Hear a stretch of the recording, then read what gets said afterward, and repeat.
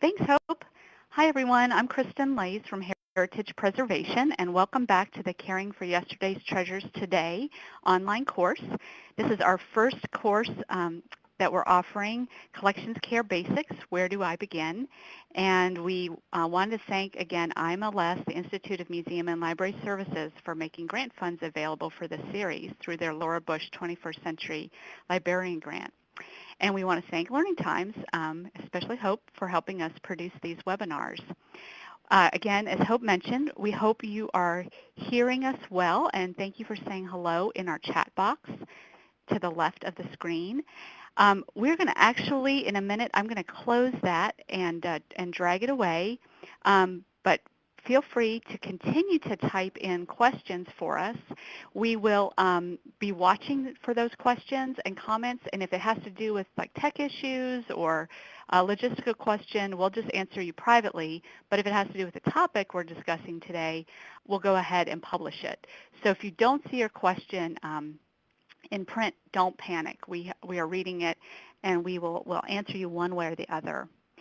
I just want to give you a few tips on some tech issues that we had yesterday, just a few troubleshooting tips. If you're having trouble with sound, you may want to close some of the other programs on your screen that you might have running on your computer right now.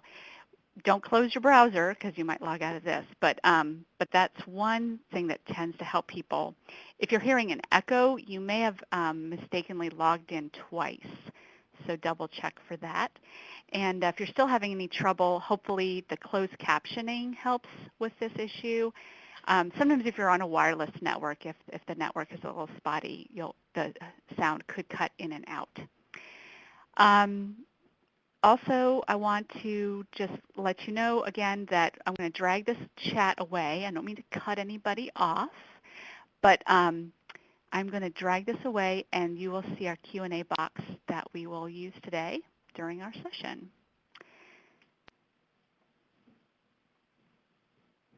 All right, there it goes.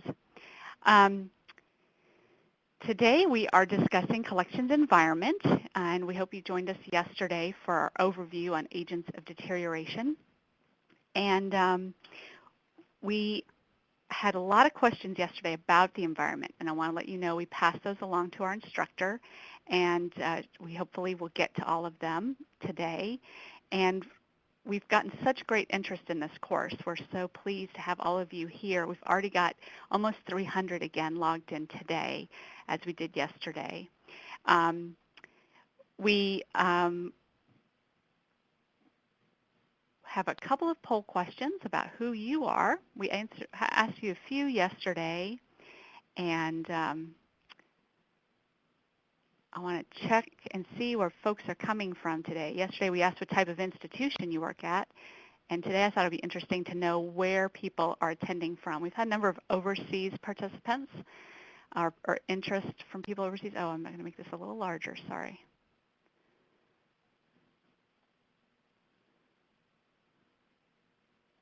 Hold on a sec. Yes. I don't think anyone is up late in Australia, but just in case, or up early. I'm not even sure what it might be. But it looks like we have nice diversity from around the country, and a little in Canada. And hello to anyone who's coming in from Europe and Central America or Africa. That's very, very cool. Okay. I think I'm going to drag this poll away. But also we wanted to welcome people who are, we have a number of students who are participating, and a lot of employees of colleges and universities. Just thought we'd ask a quick poll question to those folks. If you want to tell us a little bit about yourself. And some of you aren't associated with colleges or universities. I wanted to give a shout out to those that are.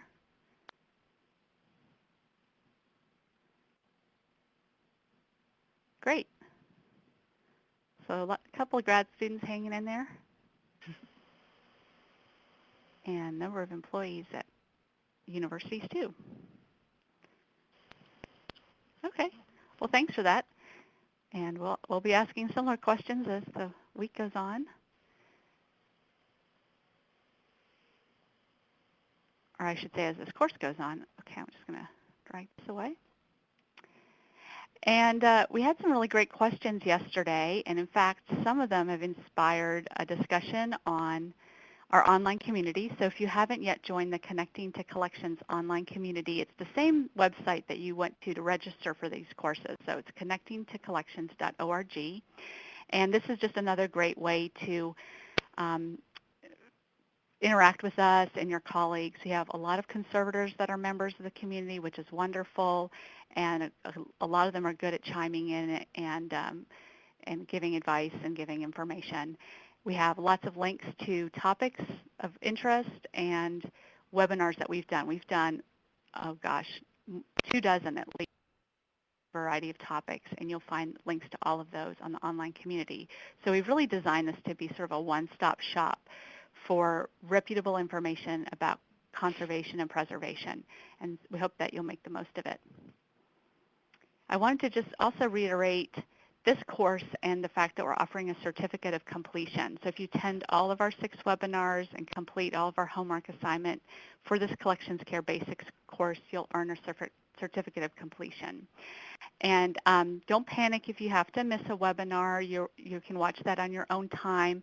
Hopefully you got our email yesterday with a link to yesterday's webinar, and we will do the same after this webinar concludes, probably send it out tomorrow to everyone. And if for whatever reason you didn't receive it, feel free to just drop us a note at info@heritagepreservation.org.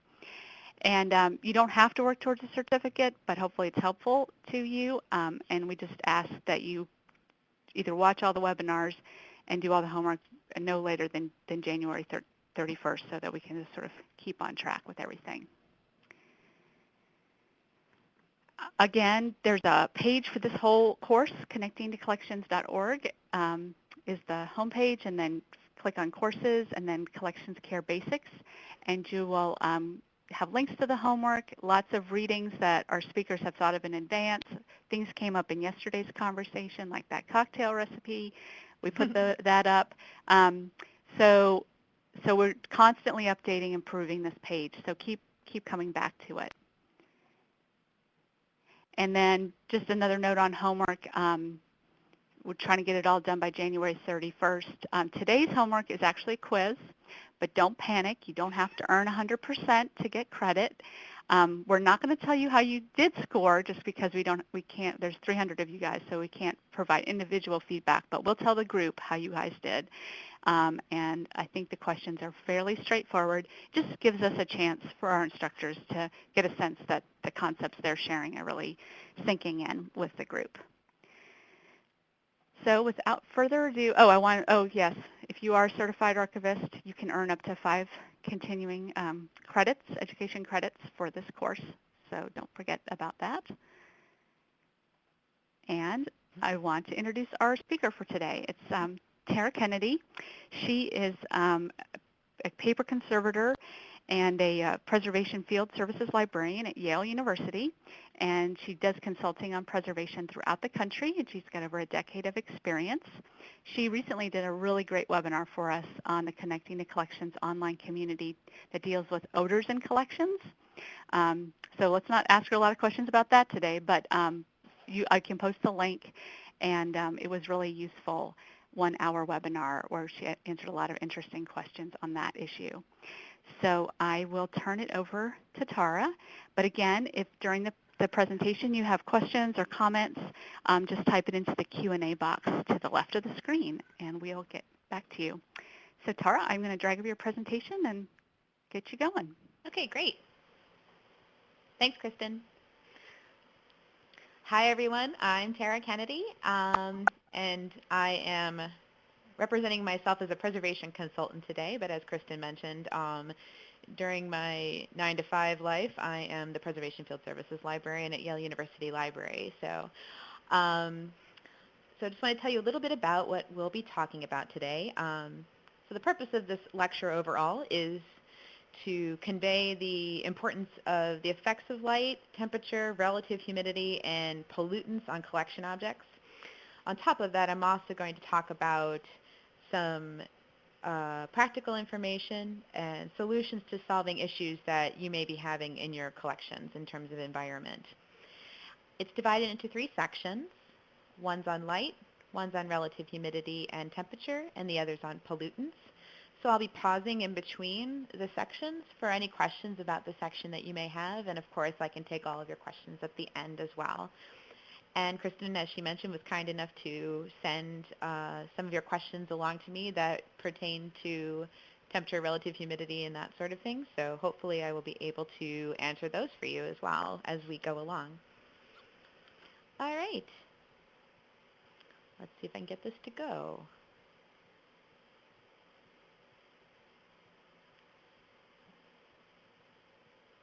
Okay, there it goes. It was just thinking about it. So our first section's on light. So I'm going to talk a little bit about what light is.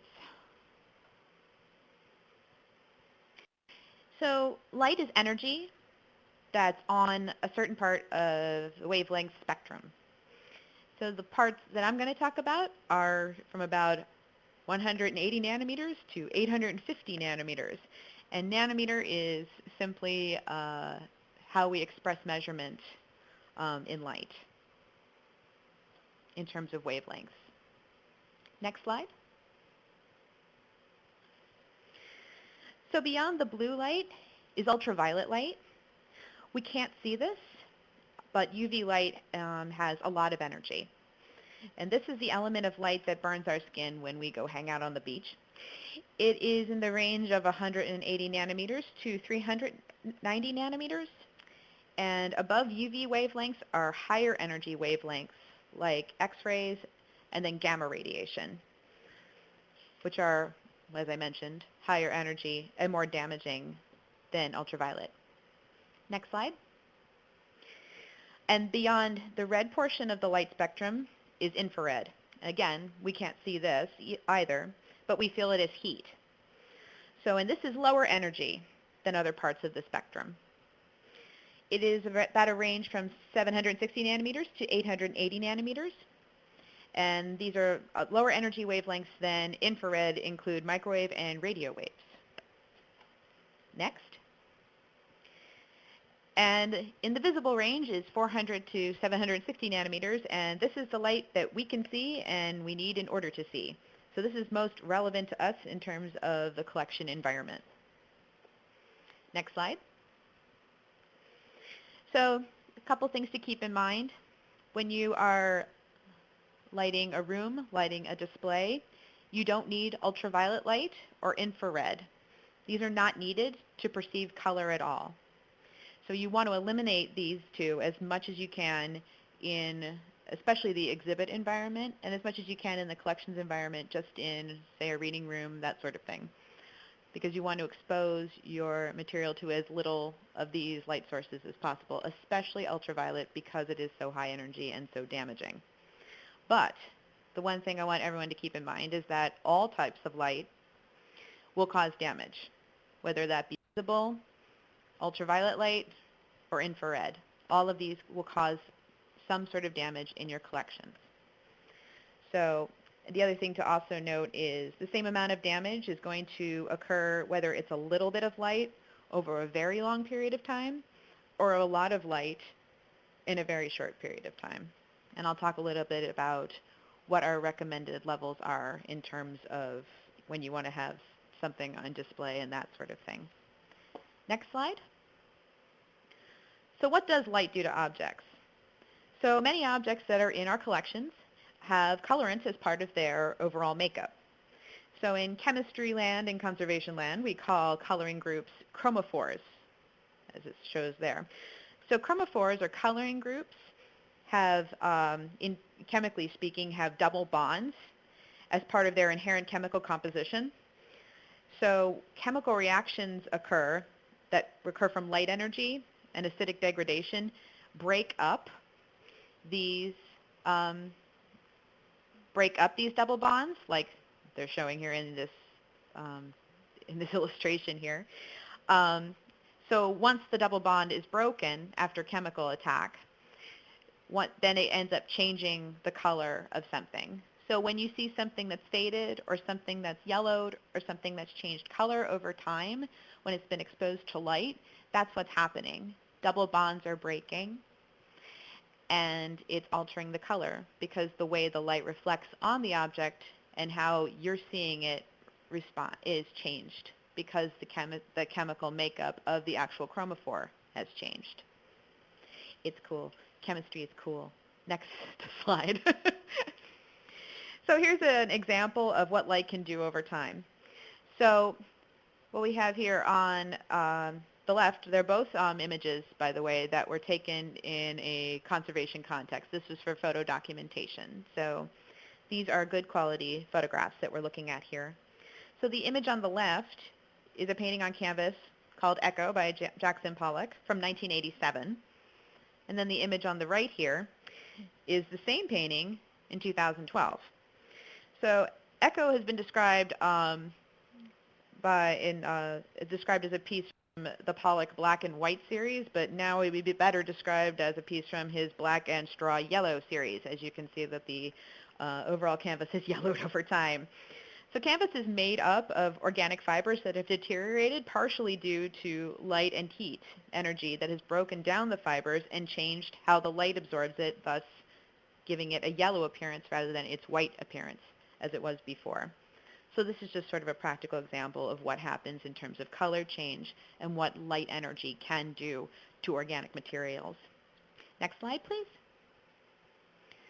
So as I mentioned, total lifetime exposure is what's the most important factor when it comes to light. Next. And that be essentially described in this very simple calculation, which total exposure would equal the intensity of the light times the amount of time that it's on display or it's been exposed to light. So if you consider the sun is about 10 to 15,000 lux in just one measurement, it kind of makes people think twice about using natural light as a method of lighting up a display or something like that. So because it's incredibly high energy. Next. And the other thing I'd like to note is that fading and color change cannot be reversed. Next slide. Here's an example of of a fading problem. A client brought me this certificate and wanted me to restore the ink that's faded. They had it displayed in a not very bright part of their home, and there was writing here, here, here. It's a baptismal certificate, and you can sort of see it here. And the person wanted me to bring back the ink. I think she had been watching too many CSI shows, something along those lines. So I had to explain to her that once ink has faded, it is not reversed. It can't be brought back. You can use alternate light sources to show where the ink may have been in some cases, but you can't actually restore it short of taking a marker and tracing over where it is. And nobody wants to be doing that to their objects. So I just wanted to kind of give an example of what can happen. Even when you don't have things in direct sunlight or direct light, things still can fade. Inks can be incredibly fugitive, so it's something to be aware of and something to take into account when you put items on display. Next. Okay, so I'll talk a little bit about the different kinds of artificial light sources that are available to you that you can use whether you're in whether it's in a display environment or just in your general room where you're doing work. Incandescent lights are the oldest style of lights that have been available. They have low UV, but they emit a lot of heat because the way the light source is created, there's a filament inside that bulb which is heated up, and that's how the light is created. So if you do want to use incandescent light, you want to make sure your light source, the bulb itself, is very far away from your objects. Especially, and you don't want it somehow in a case or anything like that because heat would build up very quickly. Next. Halogen lights, they're kind of the worst of both worlds, unfortunately. They have ultraviolet and infrared, so you really need to filter them for ultraviolet if you do use them in your collection environment. and you want to keep them far away from objects as well so they don't add heat. Next.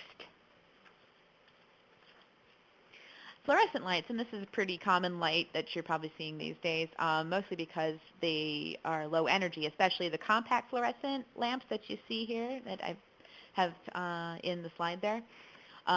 One problem with fluorescent lights, they have a lot of ultraviolet light in them, but you can get different lamps.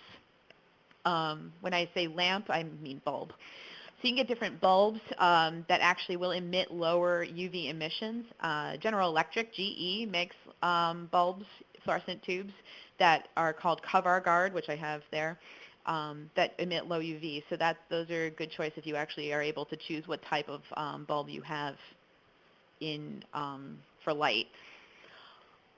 You also, if you don't get to choose what kind of bulbs you have in your space, you can also get these sleeves, which we use here at Yale. We have a lot of fluorescent tubing lighting in a lot of different spaces, so we found these sleeves that go on top of the bulbs that are gradient.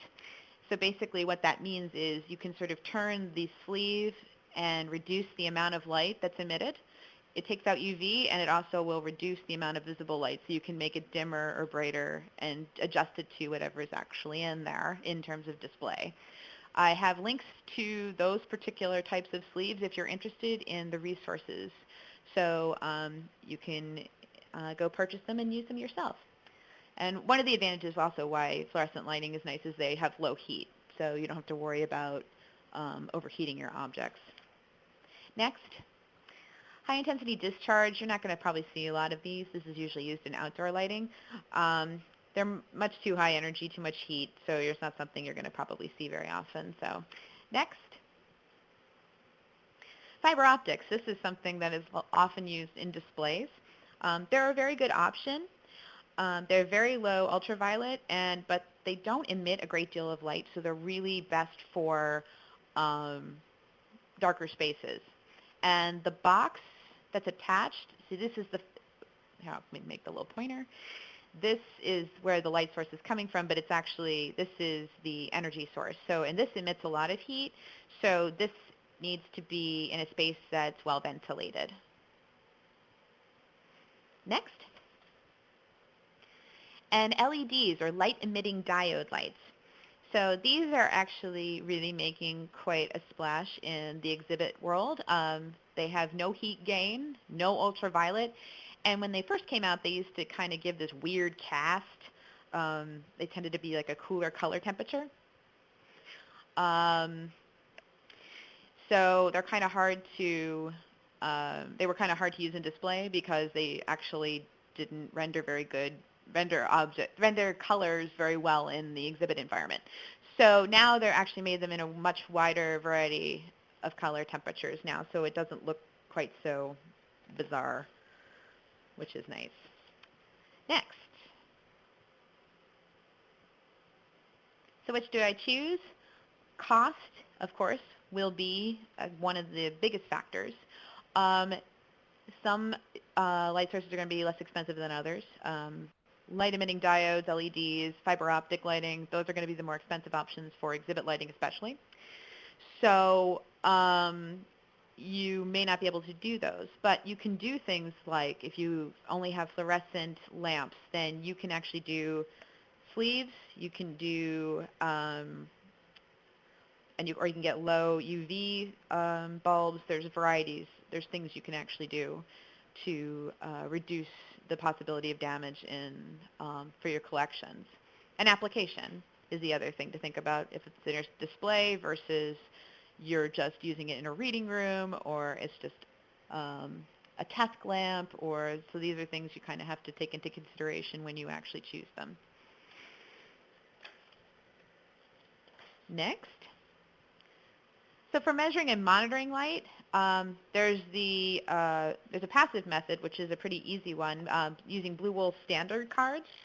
So these can be used to show accumulated damage, whether it be visible or ultraviolet light that you're measuring. Next. So here I've given you an example of ones that have been used. So this one is come on, pointer.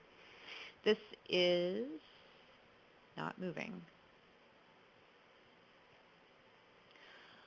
Oh. Okay, so the pointer's not working. So the card on the left is one that's not been exposed to anything. So what you do is you want to keep one that's a control. In other words, one you want to keep in the dark and never have it exposed to light so you have something to compare it to. And then what you can do is take your, let's see if I can get it to go. No, I really want the pointer to go. Nope. Okay. So the middle one, what you see here is a piece of aluminum foil has covered the left-hand side, and a UV film is on the far right. So when they actually put it out in the exhibit case and they lift away the aluminum foil after a certain amount of time and lift away the UV sleeve over time, then you can sort of see the color difference. So you can see that the middle, without any protection at all, has some pretty significant damage. And you would compare it to the UV side, you can see that UV filtering does actually help somewhat, but not a great deal in this particular instance with the lighter colors. So in the way the scale works is the very top strip is the most fugitive, meaning it's the most likely to fade. And then all the way down at the bottom is the one that's going to be the least fugitive or the least likely to fade. So next. You can also use active methods like light meters. The light meter I'm showing there on the right is just your standard light meter that you would use in photography, and those are perfectly fine to use for measuring visible light. I use one very much like this when I go on site visits, and I have a different meter that I use to measure ultraviolet light. Next.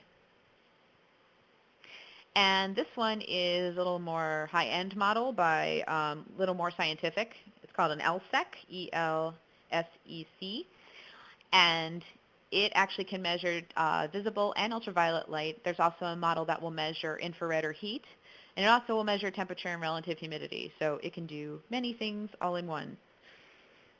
Next. So the image I'm showing here is someone who is taking an incident reading of light. And what I mean by that is they're standing in front of the object and that you want to measure the light that's actually being cast onto the object. And that's what this woman's doing here with this textile. And you can also measure light that's either reflecting off an object or a deflector or a wall, and we call that, genius, a reflective reading. So, and the lifetime levels in terms of exposure and things and what things can tolerate will vary upon the type of material. Next. And this is another type of light meter that's actually one where you can place it into an exhibit case, and it will measure light levels over time while just sitting there in a case. And it's unfortunately a more expensive option. This particular Hanwell model that I'm showing here goes for $900 a piece. So a little expensive, but you know, you got to see all your options before you buy, right? Next.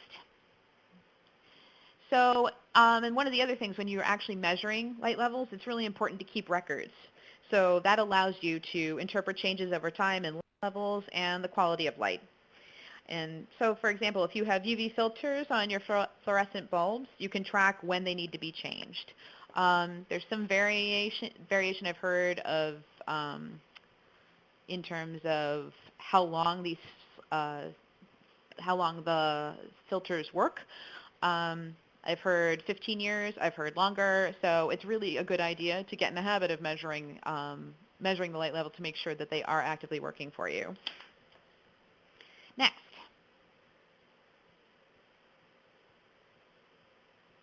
So recommended display light levels. 50 lux, which is the European measurement for measuring light, is lux. American is foot candles. So it's 50 lux if you're hanging out in Europe. It's 5 foot candles if you're in the States for light-sensitive artifacts. So light-sensitive artifacts, this means art on paper, watercolors, textiles, botanical specimens, and dyes that are especially sensitive to light. One thing to note is only 20 lux or 2 foot candles is necessary for the human eye to perceive color. So you really don't, seems like it's not a lot of light, but it actually is sufficient for your eye to perceive color. So for less sensitive artifacts, then that means metals, ceramics, glass, some paintings, and some furniture, depending upon what kind of finishes it might have or any sort of colorants it might have. 50 to 200 lux or 5 to 20 foot candles is the maximum light levels that we recommend in conservation. And for ultraviolet, the absolute maximum, we say, is 75 microwatts per lumen. But if you can eliminate ultraviolet from your display light, that's the best recommendation we can give. Because, as I mentioned earlier, ultraviolet light is not necessary for the eye to be able to see. It is not part of the visual spectrum, so we do not need it. So if you can take it out, take it out. Next. So I can talk a little bit about different ways you can control light in exhibit spaces. So when I'm talking about that 5-foot candles, 50 lux, which seems really dark, there's ways you can control light to make the eyes to fool the eye into thinking that it's actually brighter than it is. But in this example, so skylights, you can actually use these safely, especially if it's a directional skylight that's used as reflective light. If you bounce it off a wall, and use the reflective light as a method of lighting a space, that's actually much safer because you're going to reduce the amount of energy in terms of the light levels just by bouncing it off a surface. Next, I've mentioned this a number of times, filters. You can filter windows. You can put films on windows to reduce visible ultraviolet and heat. They make quite a number of them, and they can be installed professionally. You can do it yourself. They have a wide variety of different things that will actually work quite well that actually do reduce the amount of light coming in significantly. You can also use filters directly on your lamps or bulbs as well. You can also use them as part of your exhibit case. There'll be different things you can use to actually block UV because of the inherent material like plexiglass. Next, dimmers. Again, sort of common sense. It's a way to control the strength of the light being used. And if you have a light meter, you can see what level you're at, and you can actually mark it on the dimmer, so you know that would be, your 5-foot candles if you happen to have your, watercolors on display at that point. So then you can adjust it to that if you have watercolors, and then make a different mark if you need a different adjustment for something else that's, for ceramics or something that's not quite as light sensitive. Next, user-activated lighting systems. These are awesome. So a light wouldn't come on until someone actually enters the room. Again, this is something that's a little more of an expensive option, but it's a really great one for things that you're super worried about in terms of light levels and light sensitivity, textiles, that sort of thing. Those I really recommend. Okay, next. Actually, Tara, the next one gets you into relative humidity. Yay! And I wondered if you had a minute to take a break to answer some of these great light-related questions. Sure. The light bulbs have been going off, haha.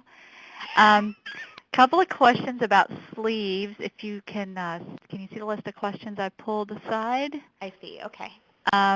These new energy-efficient bulbs, can you get sleeves for those? We have that link you shared with everyone from Ergomart. Yes. Is that a one-stop shop for all your sleeve needs? That particular place actually does mostly lighting for theater, believe it or not, actually.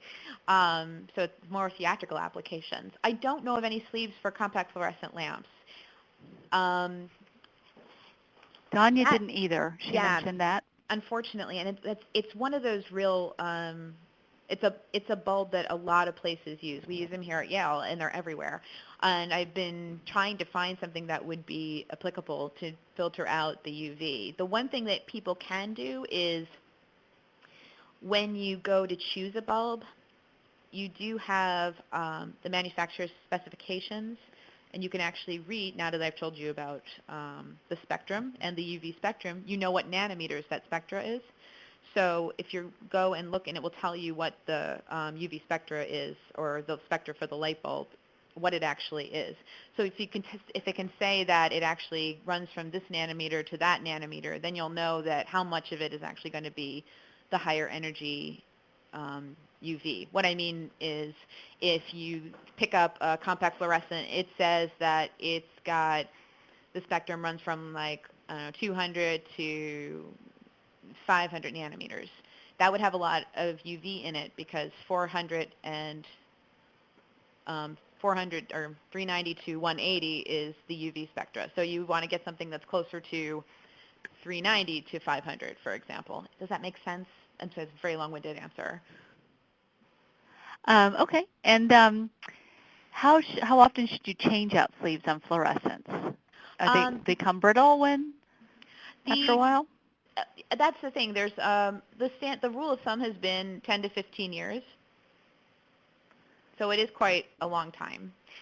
What I really would recommend is either somehow obtaining an ultraviolet light meter, whether you borrow one from somebody or purchase one yourself, because they make ones.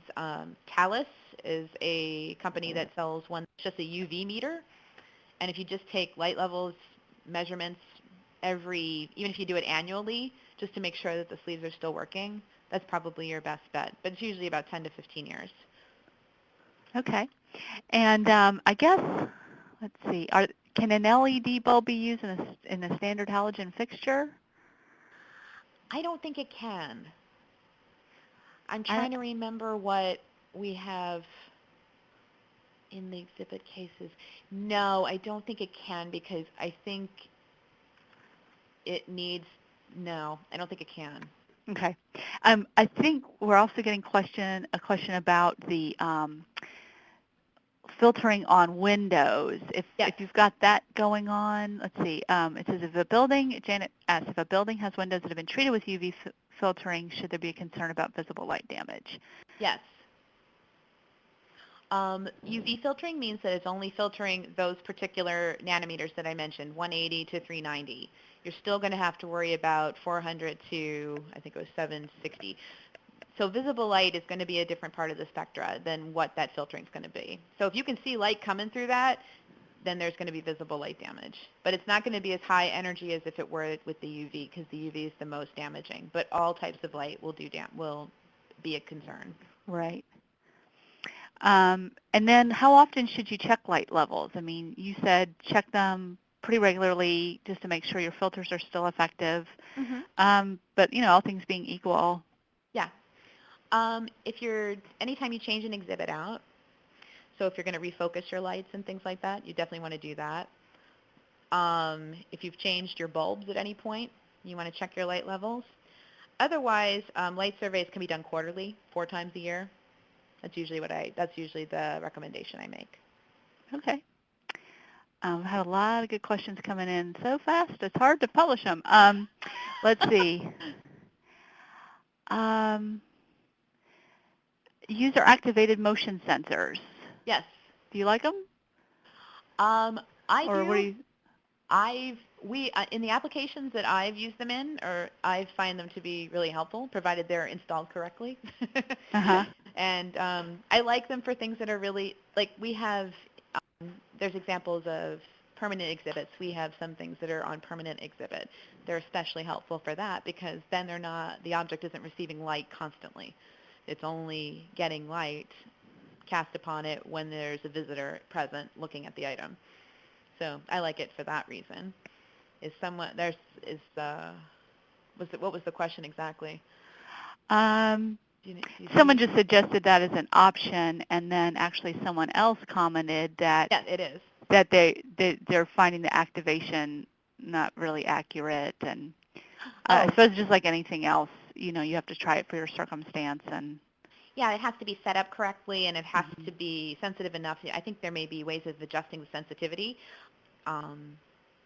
So depending on how close one needs to get to actually activate the light, that might need to be adjusted if it's not working. Right. We had a great question from sunny Hawaii, where they have a wonderful wall full of windows, which I would want if I were in Hawaii.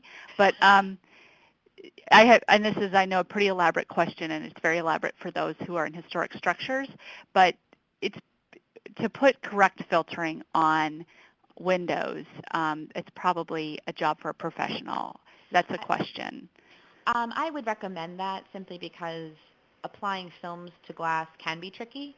Um, so especially if you're talking about windows in an historic structure, you're worried about appearance, that sort of thing. Plus, they're going to have a wider variety of films to choose from oftentimes.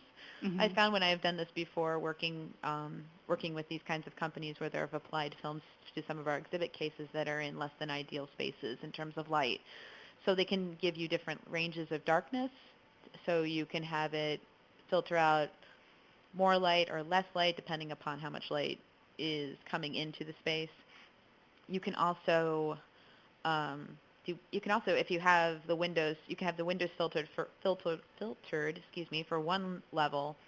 And if you have things that are really light sensitive, you can always have a drape or something that's placed over the object. If it's like a framed object or something, you can put um, like a sometimes places put like velvet sort of drapes over things, and the people who are visiting can lift it so they can see the.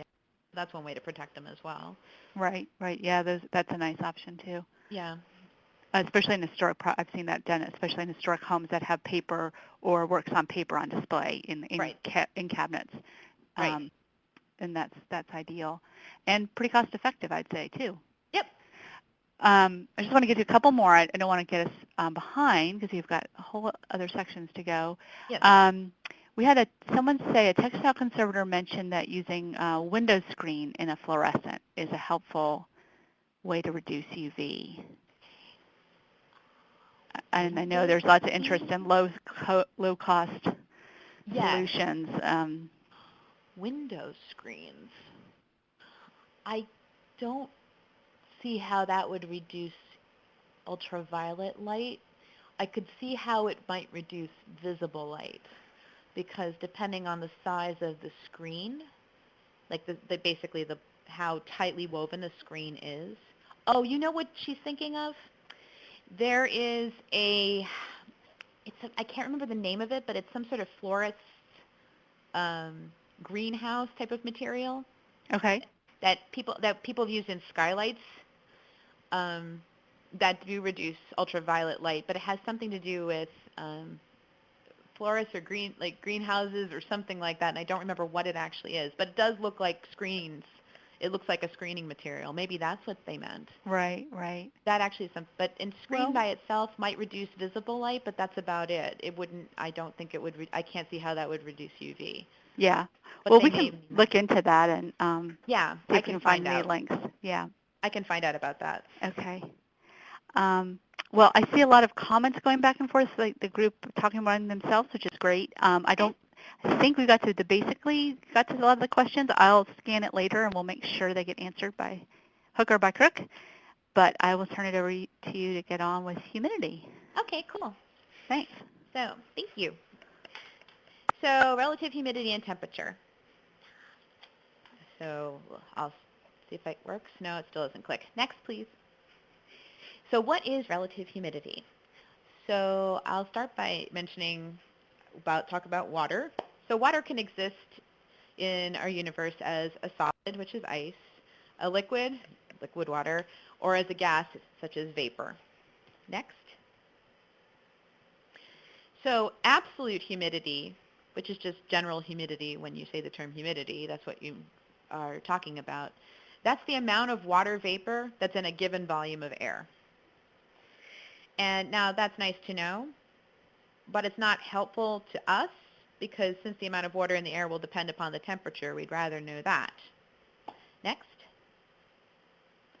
Relative humidity is the amount of water vapor in a given volume of air relative to the temperature of the air. So that's the difference between an absolute humidity and relative humidity. The relative basically means that it's relative to the temperature of the air. Meanwhile, absolute humidity is just the amount of water vapor in a given volume of air regardless of the temperature. Next.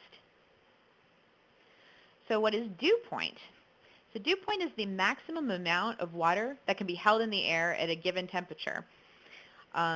So that's basic. So and then that's called dew point. It's also called the saturation point. So at that point, moisture will condense out of the air. And I found this really great video from a meteorologist in Milwaukee named Vince, who actually does a very good job explaining relative humidity. So I'm going to let the man with the little hat on tell you all about it.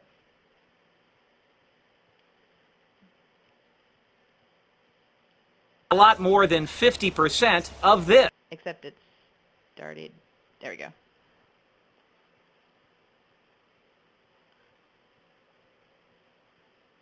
Hey everybody, Vince Candela from Fox 6 with our video weather notes.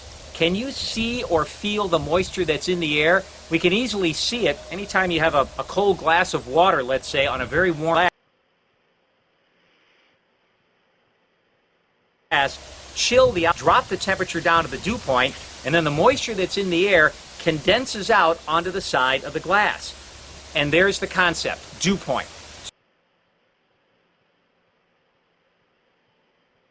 So many people are confused. They like relative humidity because they've always heard that concept, but they don't understand dew point. Here's one way to think about it. It's what the temperature that we need to cool the air down to in order for water to condense. So if I can drop this air temperature on the side of this glass down to our dew point, any moisture, invisible moisture, water vapor that's in the air, we can make visible and condense it out. Here's another way to think about relative humidity. It's relative to the actual air temperature. So consider these two boxes. They're very different in size. This would be representative of very warm air. It can hold a lot of moisture. It has the capacity to hold a lot of moisture. This is representative of cold air. It can't hold as much moisture as warm air can. Well, relative humidity is relative to the actual air temperature. So let's say if the relative humidity is 50%, well, that means that half of the air is filled with its capacity for water vapor. Well, 50% of this is a lot more than 50% of this.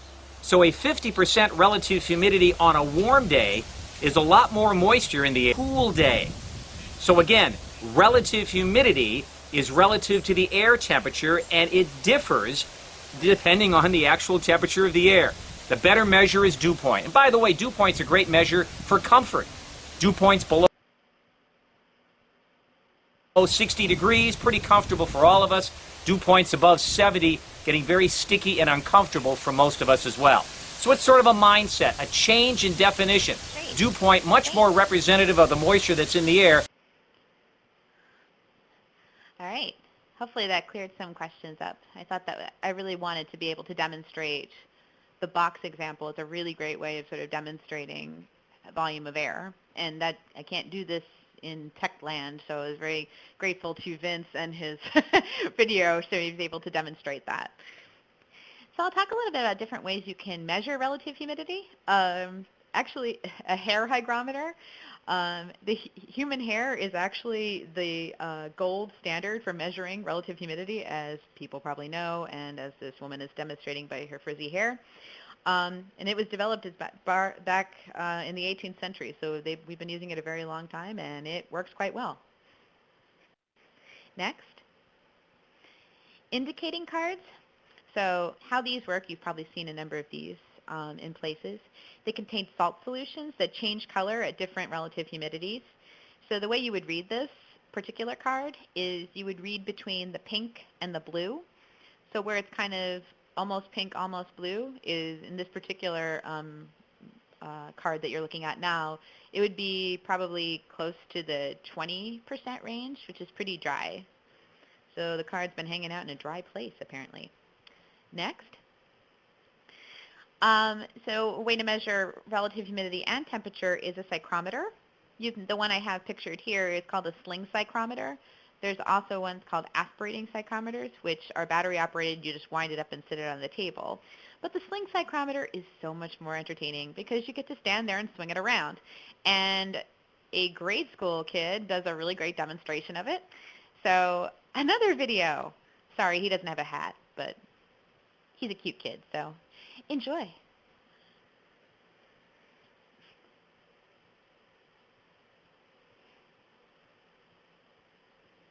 Hi, my name is Shankar, and today I'll be showing you how to find relative humidity using a sling psychrometer.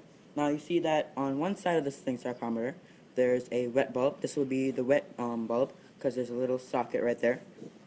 And on the dry side, there's just a regular bulb. So the first thing you do is you dip it in the water, and then you sling it for about 1 minute, like this.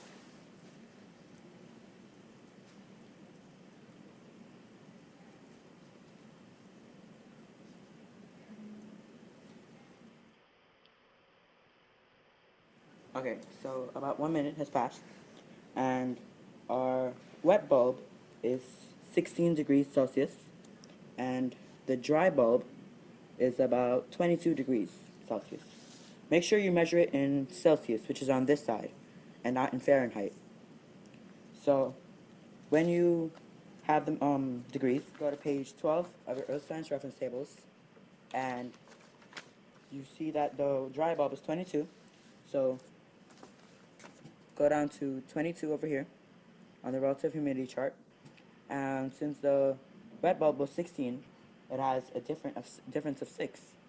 So 6, and you have to pretty much move it over, and you see that it's 53%. So the relative humidity, using the relative humidity chart, and 22 degree dry bulb and 16 degree wet bulb would be 53%.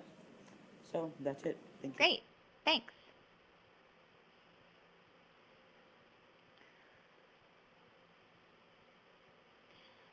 So another way to measure relative humidity and temperature, you've probably seen these in a variety of institutions, the recording hygrothermograph.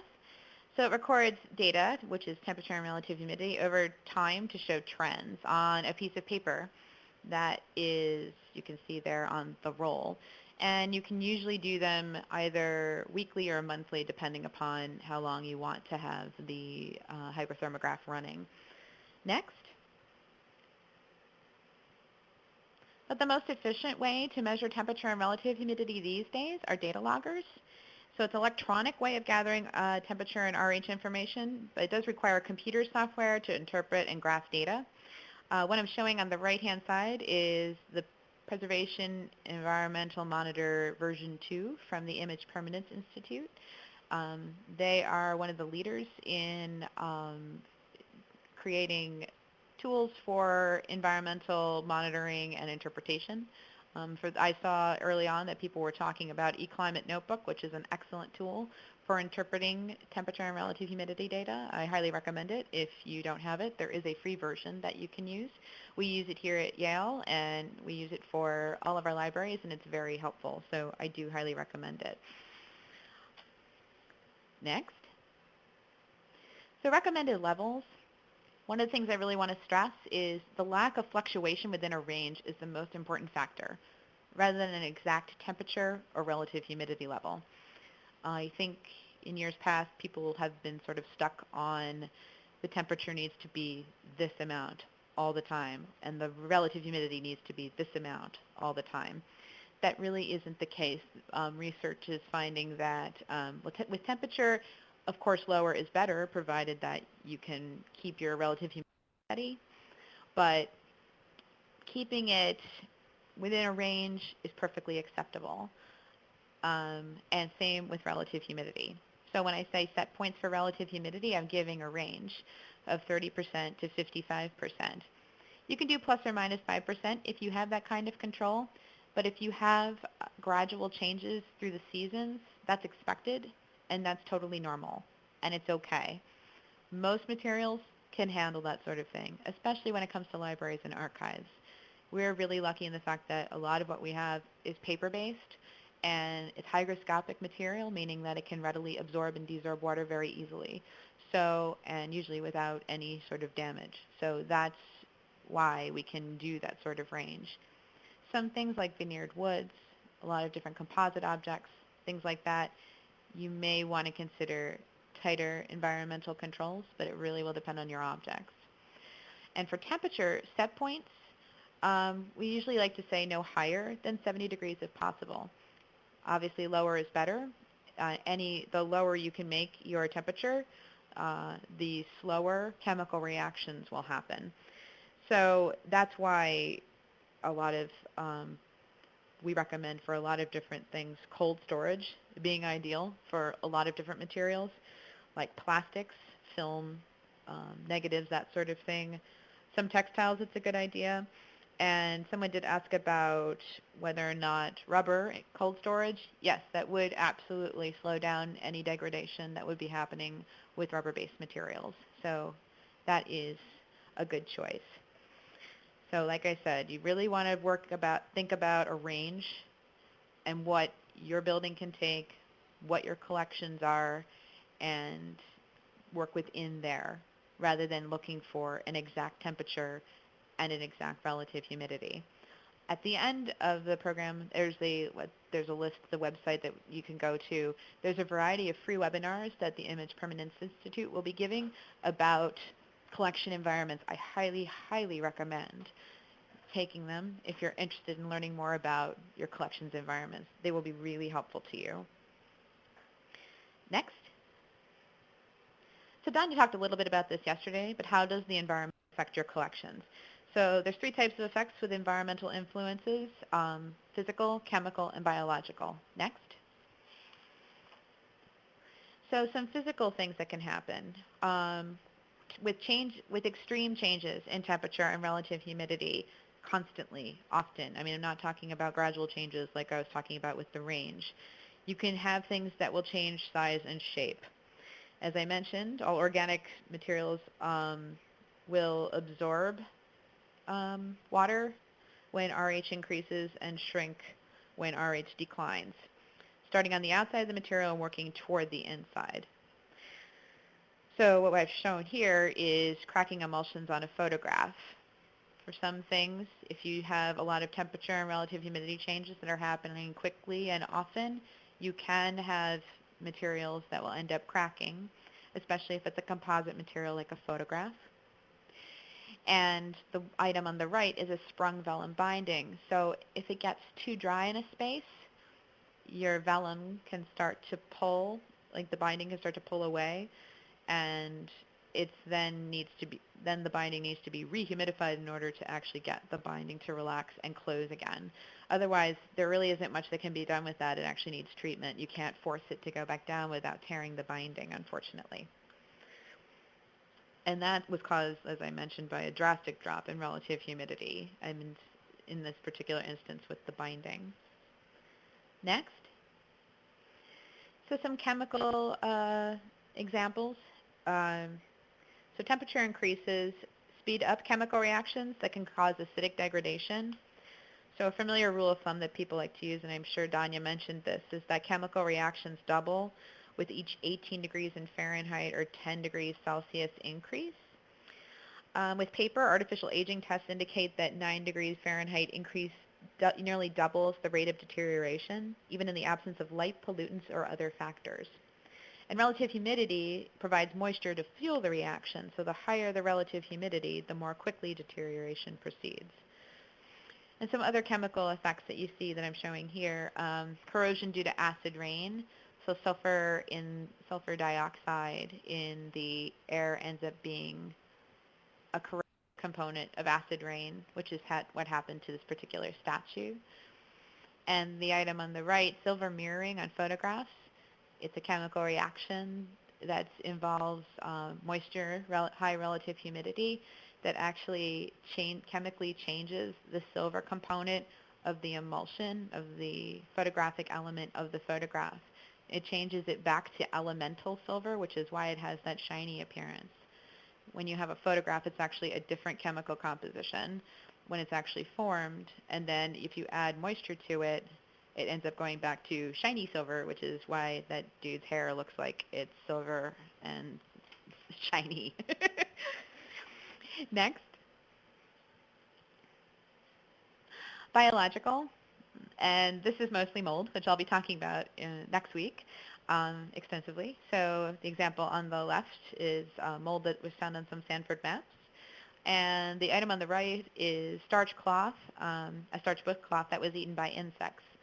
Insects really like high temperatures and high relative humidity. So the higher your relative humidity, the more likely you're going to attract pests like insects. So controlling relative humidity and temperature. So some things I like to talk about are lower cost or no cost ways to improve conditions. So keeping your winter heat low, that's really important in that, well, one, your heating bills won't be so high, but also when we overheat our buildings, we can really tend to dry out spaces, and that's really bad for collections when you get relative humidities that are below 30% RH. Keeping your winter heat low, temperature and relative humidity have an inverse relationship. So when you raise the temperature, your relative humidity is going to go down. When you lower your temperature, your relative humidity is going to go up. So keeping your winter heat lower than you normally would means that your relative humidity isn't going to drop drastically. So that's really important. And the same goes for summer temperatures. If you can keep your summer temperatures a little bit higher, you're going to keep your spaces a little bit drier. And I'm talking about spaces where you really don't have a lot of relative humidity control. If you don't have a method, like you don't have a way of controlling your relative humidity, this is a way to do some, to help somewhat. Someone asked about dehumidifiers. They are an excellent way of controlling high relative humidity in spaces, but you want to make sure that it is the right size for your space and will remove the right amount of moisture from the air. So I included some links on the website for connecting to collections, so that will help with choosing the right type of dehumidifier for your space needs. And evening setbacks are okay. The Image Permanence Institute is actually doing some experiments now with libraries and archives where we're actually shutting down our HVAC systems to see how that affects the overall preservation index of paper-based materials. And so far, it's been working very well. We've been turning off our heating, ventilation, and air conditioning systems all times of the year at nighttime, and we're finding that the temperature and relative humidity shifts are really minimal. So that's a really good thing, because I know we've been talking about it for years and years that you need to, keep your temperature and keep your temperature the same temperature all the time. Not necessarily. So keep your eyes peeled for that, and that's stuff that you can learn from the free webinars from the Image Permanence Institute. Sealing windows. Sealing windows is important. If you can make sure that you have good gasketing around your windows, if you need to seal them up with plastic in some cases, that's important to keep cold air out and hot air out in the summer and cold air out in the winter. Keeping outside doors and windows closed. I know it seems like common sense, but it's sometimes you have to say these sorts of things. Blocking radiant heat from radiators. If you can build sort of like wooden blocks that will keep the radiant heat from actually being up against collections, that's important too. And separate collections that need special conditions. If we go to the next slide, I'll sort of talk about that, please. Microclimates. There are certain collections, if you have things that are composite objects that are sensitive, it's really important to store them in a way so that they are buffered from the environment. That can be something as simple as an object being wrapped in a far-flap paper housing inside a box, which is inside another box, that sort of thing. The more layers of protection you have in terms of housing from your outside environment is really going to make a difference in how it actually affects your object. Remember I mentioned that temperature and relative humidity, or relative humidity especially, affects an object from the outside in. So if it's going to be coming at your object and it has to go through a box and a folder and a four-flap housing, it's going to take a far longer period of time for that relative humidity change to affect your object. So housings are really, really important. Also things like exhibit cases, storage areas, shipping containers, framing packages, all of these that can be considered microclimates. So here's some more information about microclimates and how to create them next. So buffers for relative humidity control, they act as to maintain a specific range of relative humidity by absorbing and releasing humidity to maintain an equilibrium essentially. Next. So some ways you can do that. Silica gel, it's a glass-based product, and the type that I'm showing here has an indicator that changes color when it needs to be refreshed. You don't want to use ones that have indicators that are made of cobalt, which is blue, because cobalt is a toxic metal. So it's best to stay with silica gel yellow or sorbide orange, which is what I'm showing here, or Prosorb. And for a closed case or container, about 20 kilograms per cubic meter for 1 year is sufficient to keep a relative humidity of 40 to 50% stable. Next, saturated, oh, did I take one out? Oh, I took a slide out by accident, excuse me. There is something called saturated salts, but that's not something I would recommend anyone using simply because it has problems with rusting metal and things like that, so please ignore the second bullet there. But the third one is important, which is something I was mentioning earlier, which is buffering with layers. So if every layer you have above your object will protect it. So what I'm showing here is a framing package, and all the different levels that protect your object from both sides will protect it from the outside environment. So keep in mind that only acid-free materials touching the object itself, as it shows in this framing package image. And the more materials in the package, the better protected it is from the outside environment. Next. Okay, we are at pollutants, so we can pause again, and I can answer some of your questions that are buzzily coming up on the left-hand side here. Yeah, thanks so much, Tara. We've got about 20 minutes, so I do want to keep an eye on time, but we had a couple, I put in a couple more light-related questions, but maybe we can answer those at the end if we have time. I wanted to get into more on RH. So you're seeing some questions here. Do you want me to read them out loud? Yeah, let me see, because I can't quite move the, can I move the park? I can't move the parking lot over. Okay. So Robert wanted to know how effective is a desiccant wheel technology in reducing RH levels in southern climates? And are you familiar with any studies or white papers done on it? It is, a desiccant wheel is a really good way of reducing relative humidity. What I would recommend for things like that is a desiccant wheel would only be really effective in a purpose-built building, simply because you're going to have a good vapor barrier and good insulation. A lot of older homes, things like that, what would end up happening is you're trying to like dry out the outside, and it also might end up causing other problems to the historic structure. But for a purpose-built building, those are excellent. We use that for our high-density storage facility, and it maintains 35% relative humidity year-round, flat line. Great. And what's the best equipment to automatically balance for fluctuations in humidity? I think you've just hit on that at the end. I mean, microclimates is one way to solve it. Yeah, balance the fluctuations in humidity, maintain desired level. If you're talking about high levels of humidity, a dehumidifier probably is. If you're talking about equipment, I'm assuming, yeah, it's equipment. It kind of depends upon what kind of problems you're having. If you're having low relative humidity, you might need a humidifier during certain times of the year, because I see they're in New York. If it's high relative humidity, a dehumidifier can be helpful. Also, if you're protecting your objects, if you have no way of actually using like electronic equipment like that, it's best to try to do really good housings for things. But usually I recommend supplemental things like dehumidifiers and humidifiers if need be. And so you did put a resource up on the web page about how you determine what size dehumidifier you need for the space. So we had a question from Mark in Missouri. Yes. So anything more to add on that besides checking our site for those sources? Those are two really good sources, and they have really good ways that make it practical for you to figure it out. So, no, I totally look at those. Those are very helpful. And, yeah, we had this question from Alaska yesterday. I mean, low humidity is a challenge there. Oh, yeah. And so you definitely say use humidifiers. I mean, is there variety, I mean, of what's available out there? Is there something that's more high quality for a collections environment?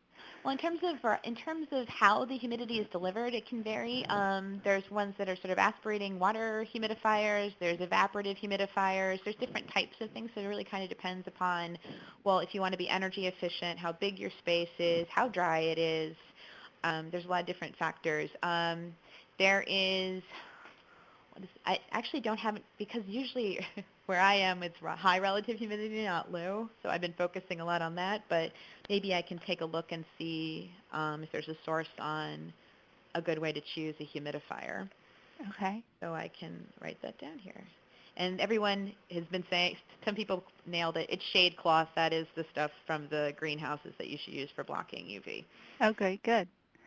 We'll see. Yeah, again, we'll see if we can find some more information about that and post something on the site. Um, you just mentioned desiccant light. Can you just explain that a little bit more? Oh, a desiccant wheel, sure. What a desiccant wheel is literally it's a giant wheel full of a type of material that would be drying. So it can be something like silica gel, that sort of thing. So what it does is it rotates through the airstream and adds dry air into a space. And it automatically refreshes itself. It's kind of cool by rotating over, I think it's a heated element, and then it dries out the desiccant that's in the wheel, and then so it's usable again. So it's something that's like almost an ongoing resource that can be used for a really long time. It's really nice, and it's very expensive, but it really does the trick if you have a purpose-built space and you need to keep it at a constant relative humidity. It's a rockin' thing. Okay, cool. Um, Claudia had a question, let's see, from Texas. She said, our area often has very dry outside air. Is there a minimum humidity level we need to aim for? I try to aim for 30%. Usually 30 to 55 is the range that I usually give people. You go above 55 and keep going up, you worry about mold. You go below 30, you start to worry about drying things out. And also, especially if you have vellum in your collection, it's really important to keep the relative humidity up higher. But if it's mostly paper, you might be able to get away with 25, but I would usually say 30. Okay. I'm going to let you go on. We did Okay. some questions about the silver mirroring a little bit, and there are a couple other questions that started to talk about pollutants, so I think you might answer them in this next section, I hope and then so. we'll see what we can clear up at the end. Okay. Thanks. Thank you. Okay, pollutants. Next slide, please. So there's a couple types with airborne and gaseous pollutants. There's particulates, and some sources that we get from particulates are mostly from industrial pollution, soot and smoke from cars, smokestacks, clothing fibers, dead skin cells. That's what's mostly in dust, like your regular household dust. Ew. Yeah, cigarette smoke, and the picture I have there is a microscopic shot of dust, so you can kind of see all the different components that you'll find in it. So generally, they're kind of sooty, tarry. They may have acidic components that can cause metallic corrosion, and dust also attracts moisture. Next. So measurements and standards. Particulate diameters are denoted in microns. So larger than 15 to 20 microns will settle. Smaller ones will float around until they're caught in something. And quantity is measured usually in micrograms per cubic meter. So, and now there is nowhere in Europe or North America where background levels of particulates are lower than 20 micrograms per cubic meter. Hooray, industry. Next. So control. Multi-stage filtration is usually a really good way to control dust and other sort of airborne allergens that would be particulates. So what you want to look for in terms of your filtration levels is the minimum efficiency reporting valve, or the MERV value. So the higher the number, the more the filter can filter out. You just have to make sure that your air handling system can handle higher levels of filtration. Otherwise, you're going to block airflow. So I've actually added a link to a chart that gives you all the different MERV filtration rating systems. So it'll give you an idea of how much it will actually filter out. But the more you can filter out, the better you'll be for your collection in terms of reducing the amount of dust and other sort of harmful airborne particulates. Next. Gaseous pollutants. So here are some that that you will find in most common industrial areas. Sulfur dioxide in water equals sulfuric acid, which is a primary component of acid rain. Nitrous oxide in water and nitric acid, again, another sort of acidic rain component as well. Ozone, and that's actually a component that's found in smog, and that's why tires break down much more quickly in Los Angeles than anywhere else in the world. Ozone breaks down the rubber really quickly from the smog. So there's also formaldehyde, acetic acid, and chlorides. Those are things that are usually found as internal pollutants. They'll be found in wood components, inferior plastics, that sort of thing. So you're going to find those final three mostly from interior pollutants. Next. So gaseous pollutants, as I mentioned, sort of external sources are going to be primarily the burning of fossil fuels, and they're going to be the heaviest in the most industrial parts of the world. So below the picture, the lower picture is a picture of smog in Beijing. So that's a good example of a highly industrial area. Next. And as I mentioned, formaldehyde, acetic acid, and chlorides are mostly going to be from internal pollutants. So HVACs air handlers without proper filtering, inappropriate building and storage materials, certain types of wood. There's these things called electrostatic precipitators, which were a way of filtrating out components in older air handling systems, and they produce ozone, so you use those. And chlorides from poor housing materials, especially poor quality plastics. Next.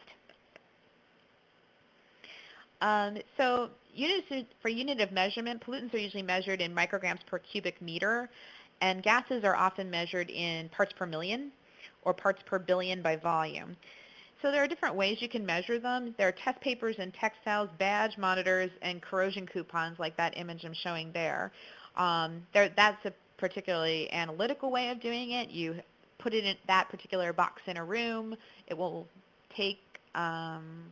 measure the amount of gaseous pollutants in the air, and then you can send it back to a laboratory and it can give you results.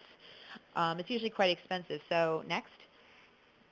If you want to do it on the cheap, you can cut pieces of silver and copper. I don't recommend cutting lead as it is in this example, but you can use silver and copper and just sort of set them out and keep a control in your desk in an envelope and leave them out and see if you have any corrosion products. If silver starts to tarnish, you've got sulfur hanging around. And if copper starts to turn green, you've got chloride problems. So it's one way of at least doing a quick and dirty way of checking to see if you actually have any pollutant problems. Next. This is just a slide to give you some ideas of standards for pollutant levels, and since you'll be getting a copy of the presentation afterwards, I'll let you all peruse that. Next. So methods of control, limited exposure, obviously. So pollutant level indoors are about half what they are on outside levels, so keep outside air out and inside air in. You do have to let in some outside air with air handling systems. I think the standard usually is 20%. But as long as you have good filtration, that's why good filtration is so important, to keep the outside air as clean as possible. Next. You can also do internal filtration ways. There's ways to filter it out. Water spray is one. Activated carbon is another. Activated carbon is probably the easiest one because it's just a dry filter that you stick into your system. So most units nowadays, like I say, have activated carbon or zeolite dry scrubbing filtering. So you can either have your system be self-contained for single room use, like the one I'm showing here, or you can have one as an easy fit that can be put onto your system. So if you have particular sensitive objects, if you have a room full of silver and you're in a high industrial area, you might really want to invest in gaseous pollutant filtration, so things don't tarnish really quickly. Next. A company called Corrosion Intercept makes this little tiny system that you can put this device inside a small area and it will filter out gaseous pollutants. So you can put it in like a small case, like in an exhibit, and it's available through a vendor called University Products. So if you want to purchase that, that is available. Next. So damage from pollutants. I thought I'd show you a really common view. The item on the right, y'all know is the Statue of Liberty. So when we put up the Miss Liberty, she's made of copper, but so she used to look like copper, and now thanks to all of the pollution that she has endured over the years, she is now a nice shade of green. So she has turned from copper to copper sulfate thanks to oxidation and acid rain. And also what pollutants can do in terms of acid rain and other things like that is it can erode pieces of calcium-based like plaster, that sort of thing. Like I'm showing here, this poor statue has lost her face and the detail in her dress. So that's pretty common in industrial areas. Next. So damage from pollutants. This is a close-up image of red rotted leather. So pollutants can cause yellowing of paper, sulfur damage to photographs, and sulfuric acid also is one of the components that causes red rot in vegetable tanned leather, which is what you're seeing here. So that actually is mostly due to pollutants in the air more than anything else, rather than, relative humidity does help speed up that reaction, but it's actually mostly due to pollutants. Okay, next. That should be the end. That is the end. And Yay! I want to make sure before the time is up today, I want to put up again the link to our homework, which is a SurveyMonkey, and it's also linked to on this Collections Care Basics webpage. And I want to get to some questions. We can try to go back and get some others, but with Kathy wanted to know with doors and windows sealed, how do you get rid of pollutants? So if you're really making an effort to control temperature and humidity, and then you really closely seal things up, do you have any advice there? Wait, I'm sorry, could you So repeat?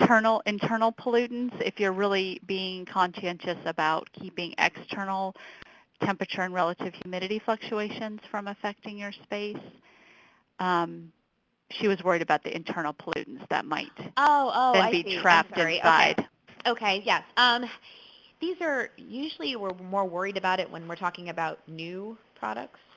So if you've just installed carpet, for example, that would be an internal pollutant. We're not talking about things that have been in the space for a really long time. So this is usually new building materials, that sort of thing is our biggest concern. So I think if you're sealing everything up, I think that's probably more important to keep the outside stuff out, especially dust. That's a real problem with collections. So yeah. And then, let's see, Janine said she has airborne pollutants when air is blowing in through the windows and doors, and I guess that's the same sort of thing, that sealing will be helping with gasketing, that sort of thing, yeah. Yeah. And how, with those silver and copper coupons, how long would you leave those out? You can leave them out, I'm trying to remember how long they left them out when they did the testing here. I'd probably say like a couple weeks. It doesn't have to be for very long. If you have it, maybe a month tops. Okay. And I know we went through all of this very quickly, especially at the end, but you know, people have a schedule. So I did share your email address in case there are questions that didn't get answered, and we can also put those up. If you've attended with a colleague or a friend, let us know in this chat box I've just dragged into the screen. We want to make sure that if you've attended by yourself, don't worry, we know who you are because we saw your login. But if you are with someone else and you want to make sure they get credit for attendance, please tell us who that other person was. Let's see if there's other questions we can get to. Okay. Well, how would you determine the amount of silica gel to use? I think I gave I think it was 20, what was it? I did give that, and I'm going, where are you? Sorry, I'm paging backwards into, I know I said it, I just have to find it again. I want to say it's 20 kilograms, what was it? 20 kilograms per cubic meter for 1 year is a pretty good rule of thumb. And Danya also mentioned on the chat that there's a calculator online. Oh, brilliant. That she will find the link for, and we can get that up too. Okay, cool. So a couple of questions came in, just want to let the audience know, came in on about storage materials and how do you check for acid. Those are great questions, and Danya is going to totally answer them Yep. next Tuesday when she talks about storage, because you got into microclimates, which is great. But so a lot of these issues with pollution, with fluctuations in relative humidity and temperature can be combated with good storage, and so then a lot of those answers will be coming to you next Tuesday. So are you able to answer this question about silver mirroring problems and what can be done with them? We're going to have an entire web course coming in May from actually one of the best photo preservation experts in the U.S. We're very fortunate to have her teach this class. So I know that will be addressed fully, but just to keep people, give them an answer before May. Do you have any other advice? Basically, it requires a photo conservator to do treatment that involves changing the chemical composition of the silver. So it's using, and I don't remember if it was I think it's some sort of reducing solution. So it's actually, it's complicated. Yeah. Yeah, it's chemistry. And we're just at 3:30, but did you see those other questions about light? Do you see reflecting light reduce? It's cut off on my screen, unfortunately. Okay. I can only see part of it. Is that better? I see thank you. Why does reflecting light reduce damage? Does UV reflect more or less than visible light? What happens when you reflect light is that the surface that it reflects upon is actually absorbing some of the energy that's coming from that light source. So the reflecting light actually ends up being less energy. So if you're actually reflecting it off something that's a darker color, like black, something like that, that's going to absorb more light, it's actually going to reduce the energy that's reflected off. So it's light physics. That's essentially why. So UV, it doesn't necessarily reflect more or less than visible light. It's kind of the same sort of thing. It's still something that can be absorbed or absorbed into the surface that it's being reflected off of. And would there be any benefit to stagger the cycle of replacing the bulbs since they have a finite lifespan? I'm not sure I understand that question. But this last one, in the formula intensity times time, when is real damage occurring? There's actually a link that I've placed online to the the Canadian Conservation Institute, which is the light damage ruler. So it actually can show you how different colorants are affected by light damage over time. And you can put in different components such as what kind of light is being exposed to, whether that be daylight or an incandescent bulb or a UV bulb, that sort of thing. So you can actually see it in real time and see it in action. And I can't figure out, would there be any effect to stagger the cycle? I guess, I just wondered if, in terms of maybe cost effectiveness, some of these newer light bulbs are so expensive. I'm not sure if I understand it either. But, yeah, I'm sorry, I don't. But Nicole, if you can send us an email with more information, or put it into the chat now, we can find you an answer. So there's some really great conversation happening in the chat, and we will. Folks are welcome to stick around and keep those going for a few minutes. I'm happy to do that. But I know others need to get on to the rest of their day, so I just want to thank everybody for attending and thank Tara for her help. She's going to come back and talk about mold, which I know is going to be very important and interesting, and that's next Thursday, I believe. Yes. So we will see you then, and thank you for your help, and thanks for everyone who came and joined us today. Stick around and chat, and definitely keep an eye on the webpage for the links we talked about today. Thank you very much. Thank you.